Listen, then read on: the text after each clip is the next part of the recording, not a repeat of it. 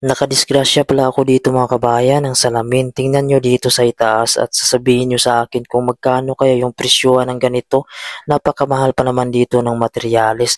Ang nangyari kasi, nung umakyat ako sa ladder, maglagay ng wire, may dala akong drill, tapos muntik akong nahulog. Aksidente ko namang natamaan itong salamin na ito.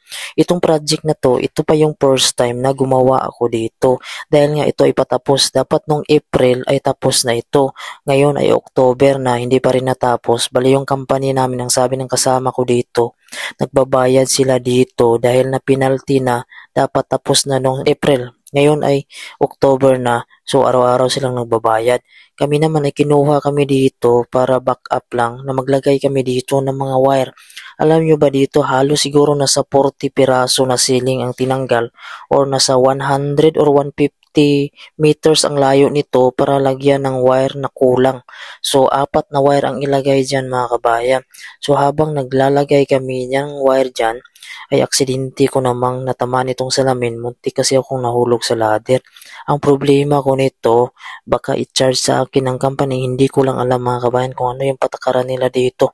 Basta dito yung mga materialis ay napakamahal talaga dito.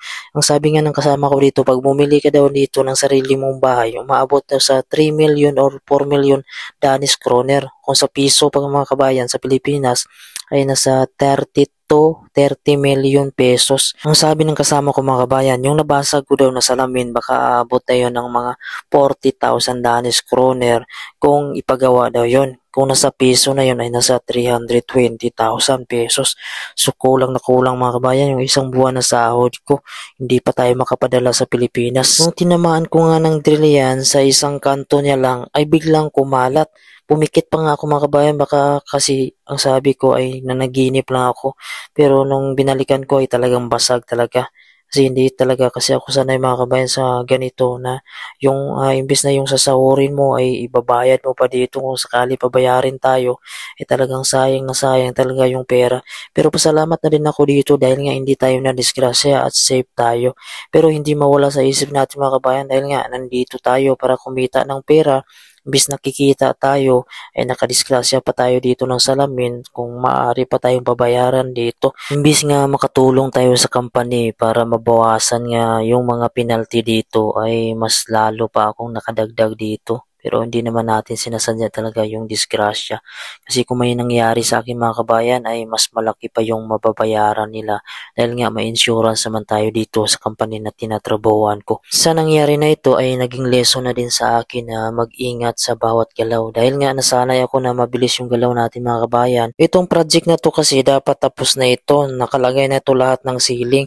Kaya anong nangyari, binaklas yung mga ceiling para maging access namin dito. Ipasok yung mga wire. Kaya may mga salamin na dito. Kaya ang nangyari, tinamaan natin. Nung nangyari nga ito mga kabayan ay halos hindi na ako mapakali at lagi akong nag-iisip kung magkano nga ba ang babayaran natin dito at sana hindi ako pabayarin ng company ko at i-report ko pa ito mga kabayan dito sa boss namin sa nangyari ito at kung ano yung desisyon nila. At hindi naman natin ito sinasadya na mangyari ito. Ang importante naman talaga sa lahat mga kabayan ay yung ligtas tayo at makauwi tayo sa ating mga pamilya na buhay. Ako kasi hindi ako maiwasan na manghinayang yung mga bagay, lalo na sa mga pera na ginagastos na wala namang kabuluhan. Pero ito ay disgrasya naman talaga ito. So, ang gagawin ko na lang dito ay harapin na lang kung ano yung magiging kaso dito or magmove on na lang tayo at maging lesson ito mga kabayan sa atin. Ito naman yung kasama kong Pilipino at sinabi ko na din sa kanya yung nangyari. Ang sabi niya, hindi talaga may iwasan yan. Minsan may disgrasya talaga. Ang importante na lang ay safe at walang nangyari sa akin. Ang importante ay magiging lesson sa atin ito. Yung trabaho kasi namin ay talagang napakadelikado dahil kuryente ito. Ito pala yung tinatrabaho namin dito ay ito yung pinakamalaking eskwelahan dito sa Greenland na mag-o-open na sana kaso hanggang ngayon ay delay at hindi pa rin nag-open dahil nga mayroong mga problema na hindi inaasahan. At ang masasabi ko lang mga kabayan, talagang lagi tayong mag-iingat. Ang importante ay ligtas tayong makauwi sa ating mga pamilya dahil nga may naghihintay pa sa atin at lagi tayong magdadasal. At hanggang dito na lang yung aking video at maraming salamat at ingat po kayo palagi and God bless you all po.